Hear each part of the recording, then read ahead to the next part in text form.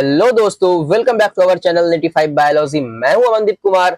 आज मैं लेकर आया हूं बॉडी फ्लूइड एंड सर्कुलेशन का एक खास टॉपिक जिसका नाम है ब्लड। तो चलिए स्टार्ट करते हैं ज्यादा टाइम को ना वेस्ट करते हुए। तो देखो, ब्लड क्या है? हमारा एक स्पेशल कनेक्टिव टिश्यू है जिसमें कि हमारा फ्लूइड मैट्रिक्स होते हैं, प्लाज्मा होता है और कुछ फॉर्म्ड एलिमेंट होता है। ये तीनों चीज से मिलकर के हमारा ब्लड का फॉर्मेशन होता है। ठीक है, लेकिन ब्लड में फाइबर नहीं होता है, ब्लड में फाइबर प्रेजेंट नहीं होता है। ठीक है, अब बात करते हैं ब्लड का नेचर कैसा होता है। तो ब्लड का नेचर जो होता है स्लाइटली अल्कलाइन होता है और इसका पीएच का अगर बात करें तो वो 7.4 होता है। नेक्स्ट देखो, the pH of blood in arteries is greater than the when. जो पीएच है ब्लड का आर्टरीज में वो क्या होता है? ज्यादा होता है। किससे? वेन से। ऐसा क्यों होता है? क्योंकि वेनस में ना तुम्हें देखने को मिलेगा CO2, लैक्टिक एसिड और भी अदर मेटाबॉलिक वेस्ट देखने को तुम्हें मिलते हैं। इस कारण तुम्हारा जो वेनस का जो ब्लड है उसका जो पीएच है वो कम होता है। यानी कि जब पीएच कम हुआ तो वहां पर क्या हो गया? एसिडिक नेचर उसका इंक्रीज कर गया। ठीक है, तो एसिडिक नेचर जब उसका इंक्रीज कर गया तो हम लोग यहाँ पे कह सकते हैं कि जो वेनस का जो ब्लड होता है वो हाईली एसिडिक होता है। ठीक है, किसके कंपेरिजन में? आर्टरीज वाले ब्लड के कंपेरिजन में। ठीक है, नेक्स्ट हम लोग बात करते हैं वॉल्यूम ऑफ ब्लड। तो वॉल्यूम ऑफ ब्लड अगर देखा जाता है एडल्ट में तो कितना होता है? 5.5 लीटर होता है। नेक्स्ट, ब्लड का कंपोनेंट, दो कंपोनेंट होते हैं ब्लड के, पहला प्लाज्मा, दूसरा फॉर्म्ड एलिमेंट। और जो प्लाज्मा होता है पूरे ब्लड का 55% प्लाज्मा होता है और 45% फॉर्म्ड एलिमेंट होता है ब्लड में। नेक्स्ट देखो, अब इसमें नेक्स्ट हम बात करते हैं प्लाज्मा का। अब प्लाज्मा जो होता है बना होता है, इसमें सबसे ज्यादा मात्रा में देखने को मिलता है हमें वाटर मिलता है। कितना? तो 90 से 92% वाटर देखने को मिलता है। उसके बाद बात करते हैं इसमें आता है प्रोटीन। प्रोटीन जो कि 6 से 8% प्रोटीन देखने को मिलता है। कौन कौन से प्रोटीन होते हैं? तो एल्बुमिन, ग्लोब्यूलिन, हेपेरिन, फिब्रिनोजेन, ये सारे प्रोटीन इसमें देखने को मिलते हैं। उसके बाद कुछ अदर एलिमेंट्स भी आते हैं जैसे जो कि 2 से 4% इसमें प्रेजेंट होते हैं प्लाज्मा में। वो अदर एलिमेंट्स कौन कौन से हैं? तो मिनरल्स, न्यूट्रिएंट्स, गैसेस, हार्मोन्स, ये सारे 2 से 4% प्रेजेंट होते हैं प्लाज्मा में। नेक्स्ट फिर देखो, अब नेक्स्ट कहता है कि जो प्लाज्मा है वो स्ट्रॉ कलर का होता है और ये एक विस्कस फ्लूइड है। ठीक है, और ये पूरे ब्लड का 55% होता है। नेक्स्ट, प्लाज्मा में से अगर हम लोग क्लॉटिंग फैक्टर को हटा दे तो हम लोग क्या बोलेंगे? इसे सीरम बोलेंगे। ठीक है, और प्लाज्मा में जो वाटर होता है कितना परसेंट होता है? तो 90 से 92% इसमें वाटर होता है। प्रोटीन कितना होता है? तो 6 to 8% प्रोटीन होता है।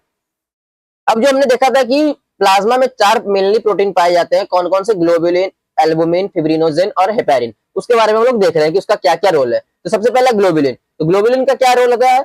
हमारे बॉडी में डिफेंस मैकेनिज्म का काम करता है।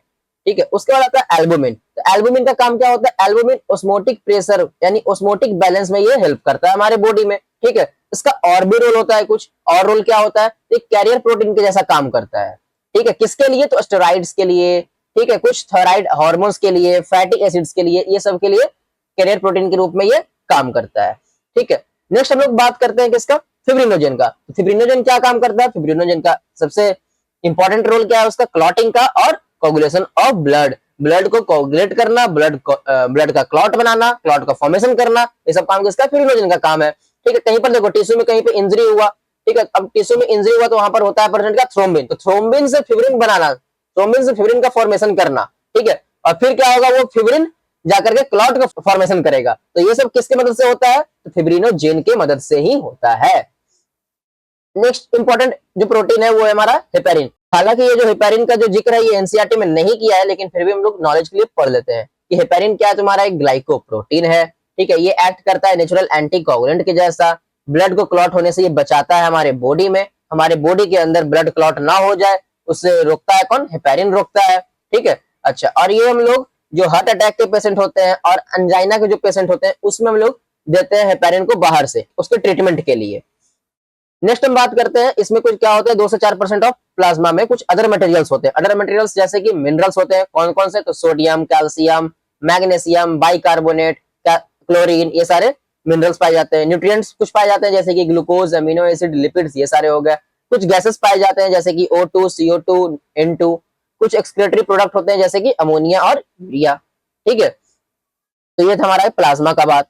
नेक्स्ट हम बात करते हैं फॉर्म्ड एलिमेंट का बात। तो फॉर्म्ड एलिमेंट कितना होता है पूरे ब्लड में? 45% पाए जाते हैं फॉर्म्ड एलिमेंट। ठीक है, अब इसमें 3 चीज आते हैं फॉर्म्ड एलिमेंट में भी। कौन कौन सा? तो आरबीसी, डब्ल्यूबीसी और प्लेटलेट। आरबीसी को हम लोग क्या बोलते हैं? एरिथ्रोसाइट। डब्ल्यूबीसी को लिक्वियोसाइट्स और प्लेटलेट्स को थ्रोम्बोसाइट। ठीक है, अब नेक्स्ट बात करते हैं इन तीनों का कंपैरिजन चार्ट देख लेते हैं जिसमें कि इसका बात होता है नंबर का, लाइफ स्पैन का, न्यूक्लियस का, साइज का और टाइप्स का। तो सबसे पहले बात करते हैं नंबर का कि आरबीसी का नंबर कितना होता है ब्लड में। तो आरबीसी का जो नंबर है पूरे ब्लड में 5 to 5.5 मिलियन पर मिलीमीटर क्यूब ऑफ ब्लड होता है। उसका डब्ल्यूबीसी 6000 to 8000 पर मिलीमीटर क्यूब, और प्लेटलेट यानी थ्रोम्बोसाइट का 1.5 लाख to 3.5 लाख पर मिलीमीटर क्यूब। ठीक है, नेक्स्ट हम बात करते हैं इसका लाइफ स्पैन का। तो लाइफ स्पैन कितना होता है आरबीसी का 120 डेज, लिकोसाइट शॉर्ट लिव्ड होते हैं और थ्रोम्बोसाइट 1 हफ्ता के आसपास इसका होता है। नेक्स्ट बात करते हैं न्यूक्लियस का। तो आरबीसी में न्यूक्लियस नहीं होता है, इन्यूक्लिएटेड होते हैं, और डब्ल्यूबीसी में न्यूक्लियस होता है, न्यूक्लिएटेड होते हैं, और थ्रोम्बोसाइट में नॉन न्यूक्लिएटेड यानी कि न्यूक्लिएटेड इस न्यूक्लियस इसमें होता ही नहीं है। देखो अब यहाँ पे एक वर्ड यूज करता है यहाँ पर नॉन न्यूक्लिएटेड, यहाँ पर वर्ड यूज करता है इन्यूक्लिएटेड। दोनों का मतलब क्या होता है? यहाँ पर इन्यूक्लिएटेड का मतलब होता है कि पहले इसके पास न्यूक्लियस था लेकिन बाद में न्यूक्लियस इससे हट गया, इसमें से रिमूव हो गया। यानी कि जब आरबीसी तुम्हारा बनता है, ग्रो होता है, इमेच्योर स्टेज में रहता है तो उसमें प्रेजेंट होता है, लेकिन जैसे आरबीसी जब मैच्योर हो जाता है ना तो उसमें से जो न्यूक्लियस है वो निकल जाता है। ठीक है, लेकिन थ्रोम्बोसाइट के पास न्यूक्लियस होता ही नहीं है, शुरू से ही नहीं होता है, तो इसके लिए क्या यूज करते हैं हम लोग? नॉन न्यूक्लिएटेड वर्ड यूज करते हैं। ठीक है, अब साइज का बात करते हैं। तो आरबीसी का साइज कैसा होता है? स्मॉलर होता है, डब्ल्यूबीसी लार्जर होता है, और थ्रोम्बोसाइट स्मॉलेस्ट होता है। ठीक है, अब आरबीसी का कोई टाइप्स होता है तो कोई इसका टाइप्स नहीं होता है। ल्यूकोसाइट्स का हाँ 5 टाइप्स होते हैं, फिर थ्रोम्बोसाइट का इसका भी कोई टाइप्स नहीं होता है। अब ल्यूकोसाइट्स का कौन सा टाइप्स होता है ये देख लो यहाँ पे, इयोसिनोफिल्स, बेसोफिल्स, न्यूट्रोफिल्स, मोनोसाइट्स और फिर लिम्फोसाइट। इसका लोग डिटेल स्टडी करेंगे आगे, फिलहाल अभी आगे चलते हैं। तो देखो अगला टॉपिक है हमारा क्या? इरिथ्रोसाइट का। इरिथ्रोसाइट और रेड ब्लड सेल। इरिथ्रोसाइट को हम लोग क्या बोलते हैं? रेड ब्लड सेल यानी आरबीसी, जो कि मोस्ट अबंडेंट होता है पूरे सेल्स, ब्लड सेल्स में। ठीक है, मतलब अगर कहा जाए, क्वेश्चन पूछता है तुमसे कि पूरे ब्लड सेल में सबसे ज्यादा मात्रा कौन से सेल्स का होता है, तो इरिथ्रोसाइट का यानी आरबीसी का सबसे ज्यादा मात्रा में पाया जाता है, सबसे ज्यादा मात्रा होता है। ठीक है, कितना होता है? तो 5 million to 5.5 million of RBC पर मिलीमीटर क्यूब ऑफ ब्लड, पूरे ब्लड में। ठीक है, 5 मिलियन to 5.5 मिलियन पर मिलीमीटर क्यूब होता है, प्रेजेंट होता है। ठीक है, अब देखो बहुत सारे मैमल्स में देखा जाता है कि जो आरबीसी होता है वो इन्यूक्लिएटेड होता है, मतलब उसमें न्यूक्लियस प्रेजेंट नहीं होते हैं, और शेप उसका कैसा होता है? बाइकनकेव शेप होता है। ठीक है, अब कहता है कि ह्यूमन में जो आरबीसी है वो डेवलप होता है रेड बोन मैरो में। ठीक है, जब वो रेड बोन मैरो में डेवलप होता है तो उसके पास न्यूक्लियस प्रेजेंट होता है, लेकिन जैसे ही वो रेड बोन मैरो से निकलता है बाहर, ब्लड स्ट्रीम में जैसे आता है ना, तो अपना न्यूक्लियस को ये क्या करता है? छोड़ देता है, मतलब अपना न्यूक्लियस को निकाल देता है बाहर, इजेक्ट कर देता है न्यूक्लियस को सेल से। ठीक है, तो इसी को प्रोसेस को हम लोग क्या बोलते हैं? ई न्यूक्लिएशन, मतलब कि न्यूक्लियस को क्या किया? निकाल दिया। कब निकालता है? जब ये cells when they enter the blood stream, जब ये ब्लड स्ट्रीम में एंटर कर जाता है तब जाकर के ये न्यूक्लियस को निकाल देता है सेल से। तो इस प्रोसेस को हम लोग क्या बोलते हैं? ई न्यूक्लिएशन बोलते हैं। अच्छा, ऐसा क्यों करता है? ये ऐसा इसलिए करता है क्योंकि इसे ऑक्सीजन का ट्रांसपोर्टेशन करना होता है। ऑक्सीजन का, CO2 का ट्रांसपोर्टेशन करने के लिए ये अपने अंदर से न्यूक्लियस को निकाल देता है, जिससे कि इसका स्पेस ज्यादा बढ़ जाए, और स्पेस जब ज्यादा बढ़ जाएगा तो आसानी से ट्रांसपोर्ट कर सकेगा गैसेस का। ठीक है, लेकिन कैमल्स जैसे कुछ मैमल्स होते हैं उसमें जो इरिथ्रोसाइट होता है वो ओवल शेप का होता है और न्यूक्लिएटेड होता है, यानी कि उसमें न्यूक्लियस प्रेजेंट होते हैं और ओवल शेप के होते हैं। नेक्स्ट देखो, नेक्स्ट कहता है कि RBC loses nucleus and their other organelles they get mature. देखो आरबीसी है जो अपना न्यूक्लियस को तो खो देता है, लेकिन इसके जितने भी और भी अदर सेल ऑर्गेनल्स हैं वो सारे मैच्योर हो जाते हैं। ठीक है, अब देखो their unique shape is related to their function. अब जो इसका यूनिक शेप है, देखो आरबीसी का शेप कुछ ऐसा होता है, बाइकनकेव। ठीक है, तब ये ऐसा क्यों होता है? तो ऐसा इसलिए होता है क्योंकि इसका जो फंक्शन है ना वो क्या है? Transport of oxygen. ऑक्सीजन को ट्रांसपोर्ट करने के कारण ये अपना शेप को चेंज कर लेता है। ठीक है, और आरबीसी को मैच्योर करने के लिए विटामिन B12 और फॉलिक एसिड सबसे इंपॉर्टेंट रोल प्ले करता है। अगर विटामिन B12 और फॉलिक एसिड का कमी हो जाएगा, डेफिशिएंसी हो जाएगा हमारे अंदर, तो हमारे अंदर आरबीसी के मैच्योरेशन अच्छे से नहीं हो पाएगा। ठीक है, अब देखो as the RBC lack nucleus, जैसे कि आरबीसी में न्यूक्लियस नहीं होता है और अदर ऑर्गेनल्स होते हैं, जैसे कौन कौन से? माइटोकॉन्ड्रिया, गोल्जी बॉडी, लाइसोसोम, ये सारे होते हैं। और यही सारे एलिमेंट्स क्या करता है? हीमोग्लोबिन जैसे रेस्पिरेटरी पिगमेंट को कंटेन करके रखता है, मतलब अपने पास रखता है। और रखता इसलिए भी है क्योंकि अब इस जैसे ही इस पास न्यूक्लियस निकल गया तो सेल में तो ऐसे भी स्पेस अब ज्यादा बच गया, तो ज्यादा बच गया स्पेस, जब स्पेस ज्यादा हो गया तो हीमोग्लोबिन को अच्छे से रख पाएगा, स्टोर कर पाएगा। ठीक है, नेक्स्ट देखो अब आगे। नेक्स्ट कहता है कि haemoglobin is red colour. Haemoglobin जो है रेड कलर का होता है और ये कॉन्जुगेटेड प्रोटीन है, और इसके पास दो पार्ट होते हैं, एक हेम पार्ट जिसमें कि आयरन रहता है, ठीक है, और एक ग्लोबुलिन का पार्ट जिसमें क्या रहता है? ग्लोबुलिन प्रोटीन रहता है। ग्लोबुलिन का पार्ट 95% होता है और आयरन का जो पार्ट है यानी हेम पार्ट जो कि 5% होता है। ठीक है, अब देखो हेमोग्लोबिन जो बना होता है 4 ग्लोबुलिन चैन से मिलकर बना होता है, उसका नाम क्या है? अल्फा 1, अल्फा 2, बीटा 1 और बीटा 2। ये 4 ग्लोबुलिन जो होते हैं प्रेजेंट हेमोग्लोबिन में, उसका नाम है। और हर एक ग्लोबिन चैन के साथ एक हेम पार्ट अटैच होता है कोऑर्डिनेशन बॉन्ड के थ्रू। ठीक है, अब नेक्स्ट आगे देखो, 100 ml of healthy human blood contain 12 to 16 gram of haemoglobin. ठीक है, हेल्दी ह्यूमन के 100 ml ऑफ ब्लड में 12 से 16 ग्राम हेमोग्लोबिन पाया जाता है। नेक्स्ट कहता है कि oxygen bind to the iron present in the haem part of haemoglobin, so one of the molecule of haemoglobin bind to 4 molecule of oxygen at a time. अब देखो, अब कहता है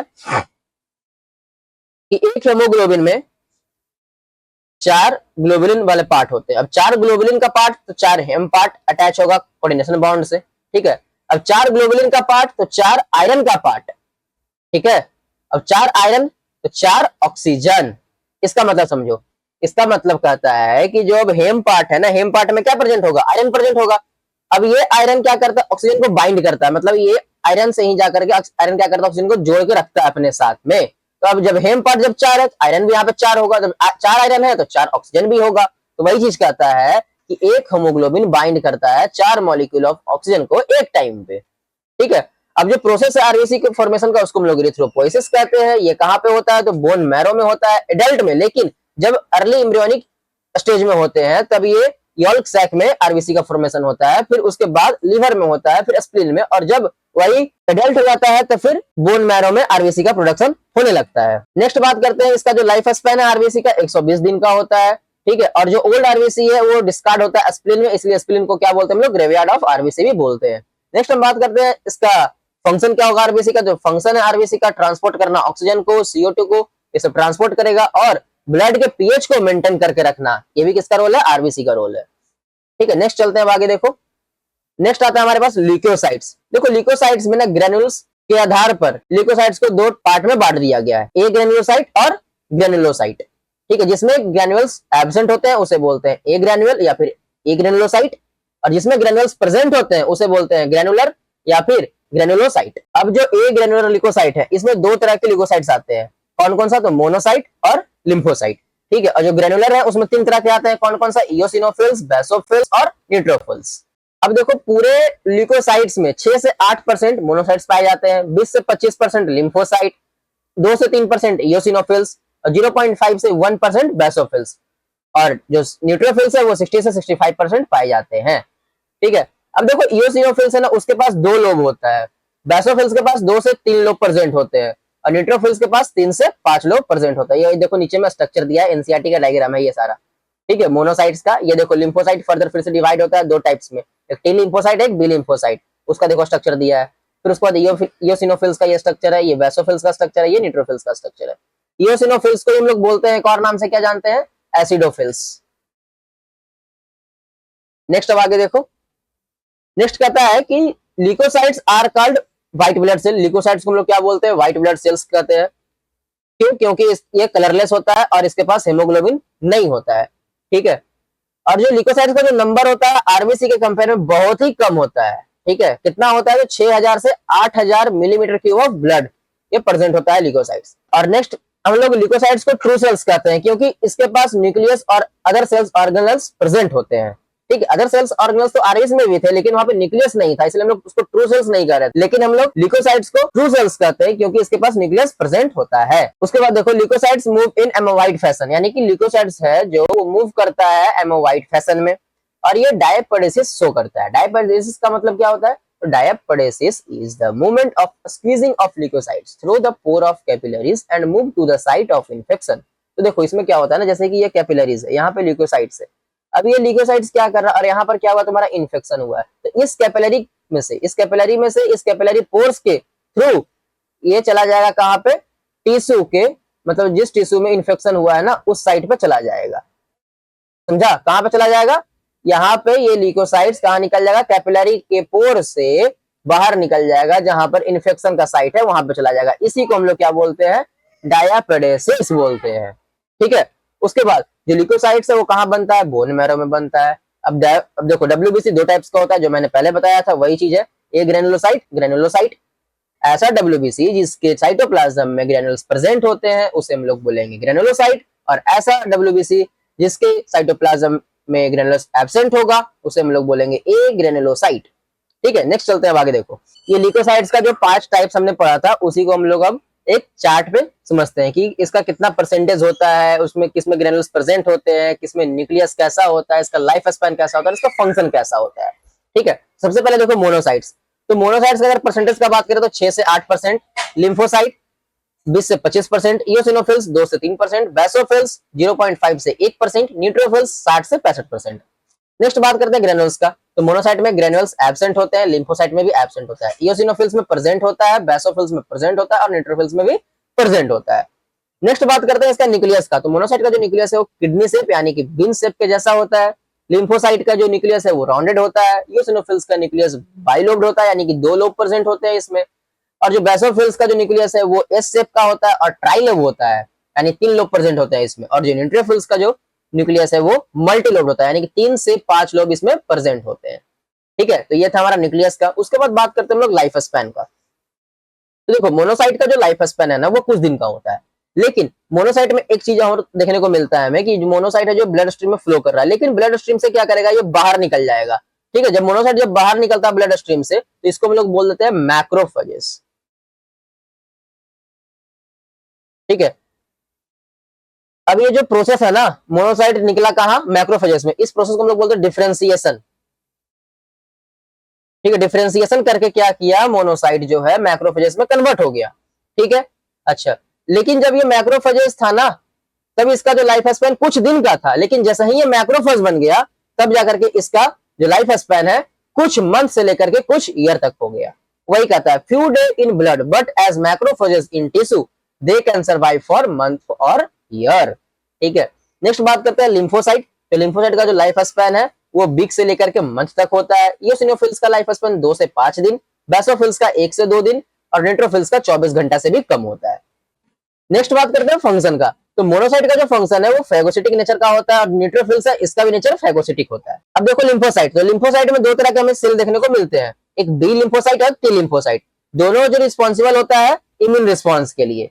ठीक है, इयोसिनोफिल्स जो यूनिसिनोफिल्स है वो रिस्पॉन्सिबल होता है एलर्जिक रिएक्शंस के लिए। ठीक है, अब देखो जो बेसोफिल्स में ग्रेनुल्स है ना वो रिलीज करता है हेपारिन, हिस्टामिन और सेरोटोनिन को, और वो हेल्प करता है इन्फ्लेमेटरी रिएक्शंस में।